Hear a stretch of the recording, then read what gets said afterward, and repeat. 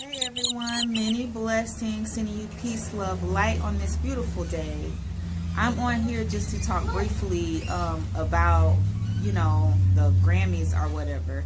Honestly, I really didn't watch the Grammys, because I knew if I watched it, I would be unimpressed. And I knew, like, the mockery of these people.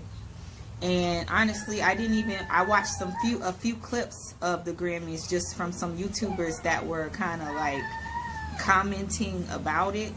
And honestly, it was the clips that I did watch, it was like really, disgusting. Honestly, it was like so perverted. It was like sexual perversion, literally like soft porn right in your kid's face. And this is what they put on, national television. This is the way they want other people in other nations to perceive us, especially the black community, as. That's effed up. I was just totally disgusted by it all. And I don't know if you watched my video from like yesterday morning, but when I did that video, I had not watched the Grammys at all. I had no idea what went on with the Grammys, but that just shows you how awesome the Holy Spirit is and how He works. I didn't watch the Grammys, but somehow that video tied into it all together. So that already shows you how God moves through you. You don't even have to see something for you to already know what's up. He already prepared you ahead of time to know that these demons are up to no good, and so He's preparing you for it already. So I was already pre-prepared, whether I knew or not, of what was going to happen at these Grammys. And honestly, like I said, it seemed like I would be unimpressed anyway. Honestly, it really wasn't anything much on there, unless I was there. Then the Grammys might be worth a watch, unless I was over it. Then you should tune in, because then it would be something great. But it wasn't really. I mean, if you're into the sexual perversion, I mean, if you're prostituting, if you're a stripper, then yeah, I would say that could have been a show for you, But yeah, that was just so nasty. Just a little bit that I watched, and like I said, I only watched a few clips from some YouTubers that were kind of going in on it. That was just disgusting, man. That's all I have to say about that. Grammys 2021, you know when the demons are getting nervous, man. They are nervous. Blessings.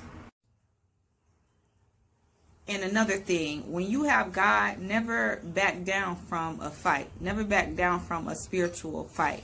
Because at the end of the day, when you have God, when you're a chosen one, just know that every time these demons try to come after you in any kind of way, they have a reward waiting for them in hell. And so, give me it all. Come for me, baby. Because I already know your reward is going to be waiting for you when you get down to that hell down there.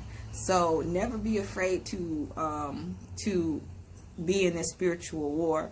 Because we already know, like, every time these demons try to come after you, they have a reward waiting for them in hell. So many blessings. God bless y'all.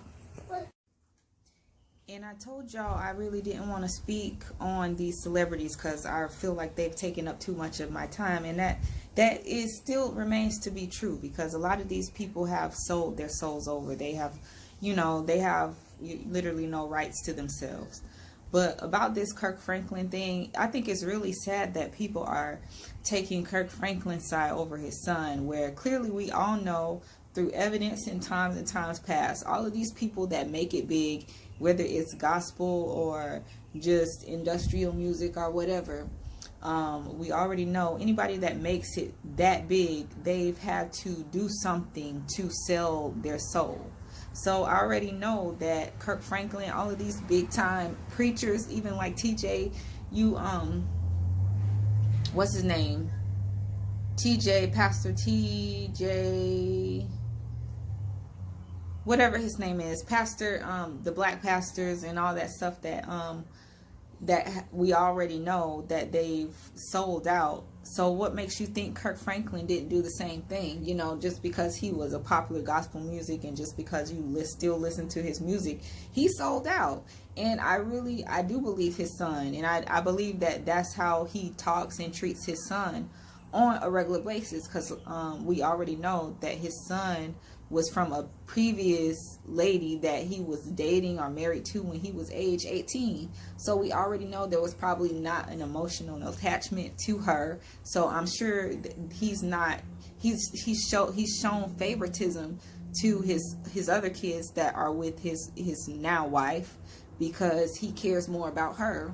So you already see, like, you know, I can already see, because I'm a social worker, so I work in child welfare. I worked in that realm, so I already know that he probably does show favoritism to his other kids, and he probably does kind of push his son, his oldest son, to the side, because that was from a previous relationship with somebody he probably didn't care too much about, you know.